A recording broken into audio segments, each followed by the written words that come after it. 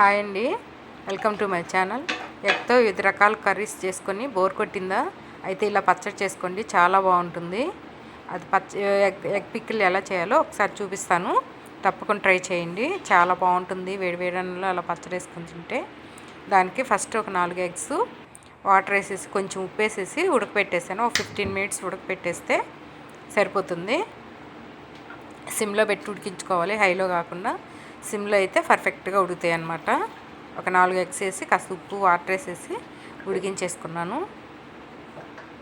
ఉడికించేసి కాస్త చల్లారిన తర్వాత ఆ పై పొట్టు తీసేసేసి ఇలా కట్ చేసుకున్నాను. లోపల ఉన్న ఎల్లో తీసేసి ఇలా ముక్కలుగా పొడవుగా కట్ చేసుకున్నాను.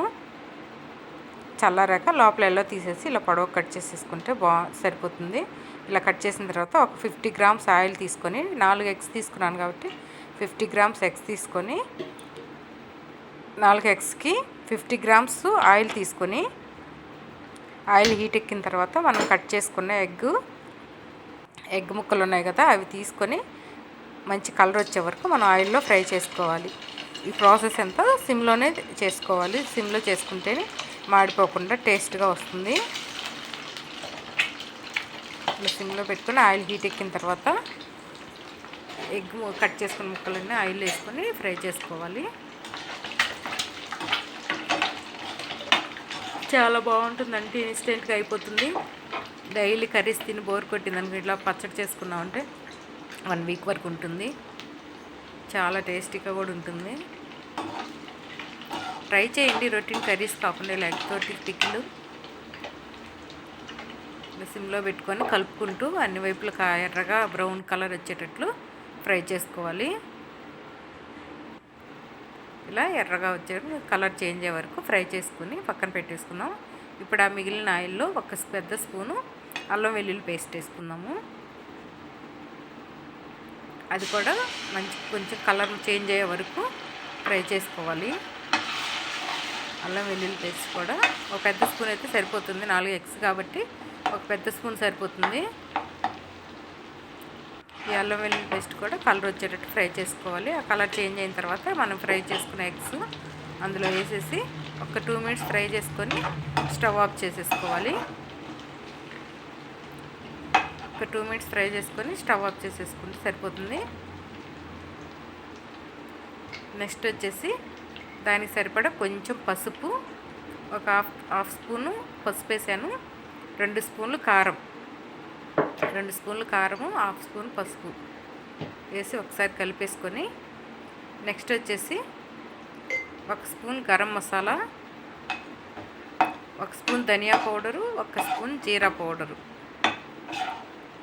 అలాగే 1 స్పూను ఉప్పు. కాస్త ఉప్పు చూసేసుకోండి, ఎక్కువైతే తినలేము. ఎగ్కి కొంచెం ఉప్పు తక్కువ పడుతుంది కాబట్టి కొంచెం తక్కువ వేసుకుంటే సరిపోతుంది. నేను 1 స్పూన్ వేసాను సాల్ట్. మీరు చూసుకొని వేసుకోండి, మనం తీసుకునే ఎగ్స్ క్వాంటిటీని బట్టి వేసుకుంటే సరిపోతుంది. ఏవైనా సరే, కారమైనా, జీలకర్ర పొడి అయినా, మసాలా పౌడర్ అయినా. నేను 4 ఎగ్స్కి 1 స్పూన్ వేసాను ఉప్పు, 1 స్పూన్ ధనియా పౌడరు, 1 స్పూన్ జీరా పౌడరు, 1 స్పూన్ గరం మసాలా, 2 స్పూన్లు కారము, ఒక హాఫ్ స్పూన్ పసుపు వేసాను. ఇవన్నీ ఒకసారి మొత్తం బాగా కలిసేటట్లు కలుపుకోవాలి. మొత్తం ఉప్పు కారం అన్నీ కలిసేటట్లు మిక్స్ చేసేసుకోవాలి. కానీ చాలా బాగుంటుందండి ఎగ్ పికిల్ మాత్రం, తప్పకుండా ట్రై చేయండి. ఇది మొత్తం కలుపుకున్న తర్వాత ఒక పెద్ద నిమ్మకాయ జ్యూస్ తీసుకొని జ్యూస్ వేసాను. దానిలో పులుపు కోసం మనం చింతపండు అయినా యూజ్ చేసుకోవచ్చు, నిమ్మరసం అయినా యూజ్ చేసుకోవచ్చు. చికెన్ పికిల్కి వాటికైతే చింతపండు అయితే బాగుంటుంది, ఎగ్ పికిల్కి నిమ్మరసం బాగుంటుంది. ఒక పెద్ద నిమ్మకాయ తీసుకొని దాన్ని జ్యూస్ వేసాను. కాస్త చల్లారిన తర్వాత నిమ్మరసం కలుపుకోవాలి.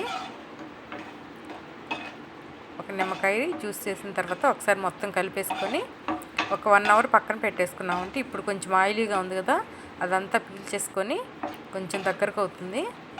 చూడండి, ఇప్పుడు ఇందాక అంత ఆయిల్ లేదు. ఇంకొక 1 అవర్ కానీ పక్కన పెట్టేసామంటే కరెక్ట్గా పర్ఫెక్ట్గా రెడీ అవుతుంది ఎగ్ పికిల్. సూపర్ టేస్ట్ ఉందండి, చాలా బాగుంది. వేసిన ఉప్పు కారాలన్నీ కూడా పర్ఫెక్ట్గా సరిపోయాయి. తప్పకుండా ట్రై చేయండి, చాలా బాగుంటుంది.